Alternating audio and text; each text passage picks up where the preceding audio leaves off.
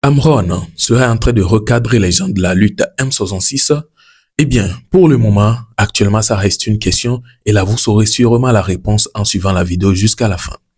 On vient tout juste de tomber sur une vidéo du live de Amron, ce qui veut dire que le live a été capturé, une petite partie a été capturée et on peut écouter certains propos de Amron qui nous font vraiment ou bien qui nous amènent à directement penser aux gens de la M66. On se dit clairement, ou bien toi-même, quand tu vas regarder la vidéo, tu vas imaginer en même temps qu'il s'adresse aux gens de la M66. Peut-être que c'est pas le cas.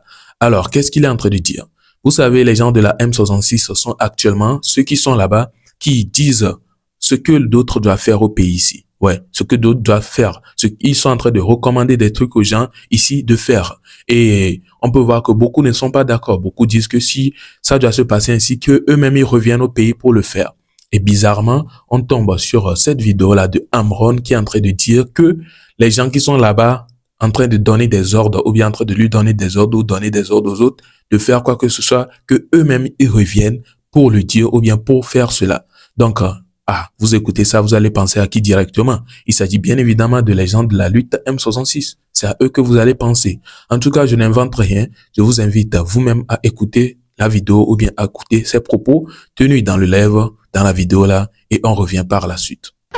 Vous allez être à l'extérieur et vouloir dire à la personne qui est sur le terrain comment elle doit se comporter. Si c'est aussi simple que ça, venez et faites-le, il n'y a pas de souci. Le territoire est très large de Lomé à Saint-Cassé. Il y a même des villes qui ne sont pas habitées. De fait qu'il y a beaucoup de terrain à occuper. Ce n'est pas une affaire d'une seule personne. Nous tous, nous devons faire notre part. Rentrez. Et comme c'est facile d'être sur le terrain et faire ce que je fais, montrez-moi le terrain et faire ce que je fais. Montrez-moi le terrain et faire ce que je fais. Montrez-moi ce que je dois faire. Et je vous suivrai. Au contraire, fermez-la et faites ce que vous avez à faire depuis là où vous êtes.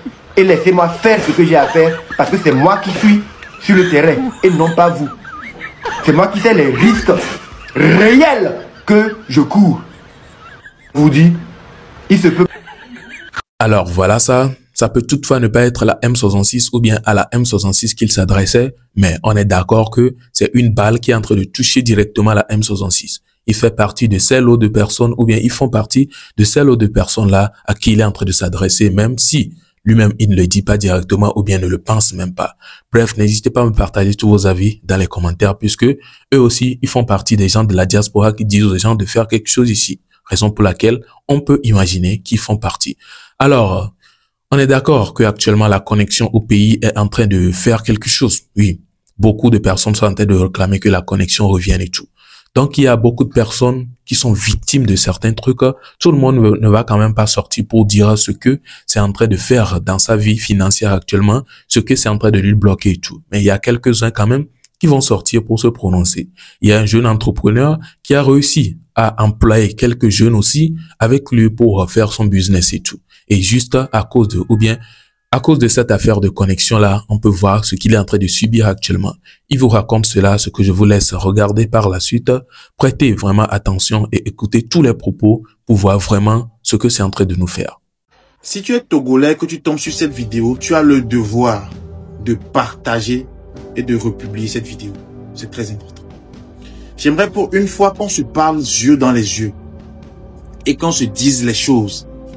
Et qu'on parle enfin des conséquences que la restriction d'Internet cause sur nous les jeunes revendeurs qui utilisent Internet pour se faire un peu d'argent au Togo. Je ne connais pas, je ne sais pas pour les autres. Je vais donner moi mon exemple. Par exemple, moi, je n'ai pas l'argent pour aller prendre une boutique sur Goudron, sur un lieu fréquenté par les véhicules, sur la grande voie. Du coup, moi, mon petit magasin qui me fait manger est dans un corner quelque part. Et 90%, je n'ai même pas dit 98% de mon chiffre d'affaires, je le fais grâce à Internet et à TikTok. 99% de mon chiffre d'affaires, je le fais grâce à Internet. Parce que moi, là où moi je suis situé, c'est pas un lieu que tu peux, c'est un lieu emprunté par les élèves de primaire et les mécaniciens. Parce qu'il y a une école à côté et puis il y a des garages. Donc, 99% de mes chiffres d'affaires, de mon chiffre d'affaires, je le fais grâce à Internet. Parce qu'il n'y a pas quelqu'un qui va passer. Si j'ai 20 clients, dans une semaine par exemple, c'est difficilement de trouver un client qui était de passage et qui a vu les choses là-bas et qui est venu acheter. Mais aujourd'hui, à cause de la restriction d'Internet, je n'arrive pas à communiquer assez sur ce que je fais. Et je tiens à souligner que ce petit magasin que j'ai eu à mettre en place, c'est grâce à mes propres moyens, à mon petit revenu. Et ce petit magasin et mes petits business que je fais en ligne, le e-commerce, je vends les trucs en ligne. Grâce à ça, j'arrive à payer 3 jeunes de ma génération. J'ai embauché 3 jeunes de ma génération. Qui sont tous 3 jeunes, 3 directement et 1 indirectement. Je vais dire 4 jeunes arrivent à manger grâce à Internet et grâce à ce que je fais sur Internet. 4 jeunes arrivent à manger. J'arrive à payer 4 jeunes. Et aujourd'hui, à cause de cette restriction, je n'arrive plus à vendre comme avant. Et ça va continuer jusqu'à quand? Ça va continuer jusqu'à quand? Si ça ne marche plus au fur et à mesure du temps, ces 4 jeunes, je vais devoir les libérer pour qu'ils partent à la maison. Mais ces 4 jeunes aussi, ils arrivent à manger grâce à moi. Ils ont des familles, des petits frères, des mamans qui arrivent à manger aussi grâce à ce qu'ils gagnent chez moi. Vous voyez que vous êtes en train de briser toute une chaîne. Et on parle d'un pays où il n'y a pas assez d'opportunités et nous les jeunes, on se démerde quand même à s'en sortir. C'est ça la réalité.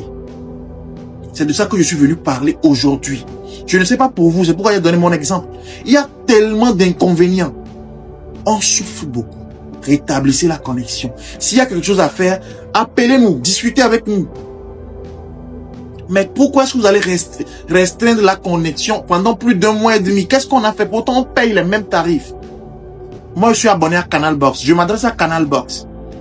Ayez pitié de nous, s'il vous plaît.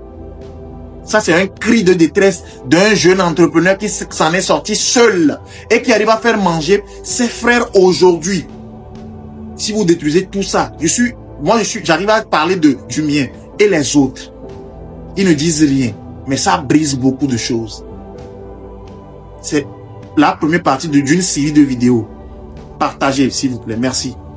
Alors voilà, il n'est pas du tout le seul. Il n'est pas le seul à subir cela. Il y a plein d'entrepreneurs. On est d'accord qu'il y a beaucoup de personnes qui entreprennent sur la toile ici. Précisément sur TikTok, des gens qui affichent leurs produits et tout. On est d'accord qu'il y a plein de jeunes. Plein. On va pas se mettre à citer les noms ici. Il y a des gens qui sont en train de créer leur entreprise petit à petit, même grâce aux réseaux sociaux, grâce à TikTok, grâce à la connexion et tout. Donc, si cette affaire-là arrive, c'est en train d'empêcher beaucoup de personnes de vraiment percer ou bien d'évoluer dans leur truc. Et là, on peut voir même les gens qui peuvent aller jusqu'à renvoyer ou bien chasser leurs employés parce que le revenu ou bien les revenus qui viennent ne sont plus en mesure ou bien ça ne permet plus de leur payer. Du coup, ils sont obligés peut-être de les renvoyer, de dire que vas-y, allez vous asseoir à la maison quand ce serait prêt ou bien quand la connexion reviendra, on va recommencer. Et là, tous ces temps qu'ils vont rester à la maison, qu'est-ce qu'ils vont manger? C'est la question que l'on doit se poser. C'est un truc, franchement, qui est en train de faire mal. Ça fait des tas de vidéos qu'on est en train de regarder concernant ce sujet-là. C'est parce que vraiment ça touche et qu'on demande pardon. Oui, c'est le seul truc qu'on peut faire. En tout cas, je ne sais pas ce quoi d'autre on peut faire pour que la connexion puisse revenir. C'est pas dans notre main, c'est dans la main de certaines personnes et on ne sait pas exactement c'est quoi le souci, qu'est-ce qu'il y a à la base. Peut-être c'est un problème. Donc, ce qu'on veut est que le problème soit résolu, le plus tôt possible, raison pour laquelle nous venons demander pardon, qu'ils mettent leur énergie dedans pour résoudre ce problème-là qui est en train de causer tout cela. Parce que nous en avons vraiment besoin. Vraiment. Même les VPN que beaucoup de personnes sont en train de dire que nous utilisons et tout, franchement, ce n'est pas garanti à 100%. Tu peux utiliser les VPN et puis ça ne marche même pas. Vous voyez? Donc, franchement, s'il vous plaît, réglez-nous cela. Alors, je pense que nous sommes à la fin de cette vidéo. N'hésitez pas à me partager tous vos avis dans les commentaires et on se retrouve à la prochaine, vu que nous sommes à la fin. Portez-vous bien. Ciao.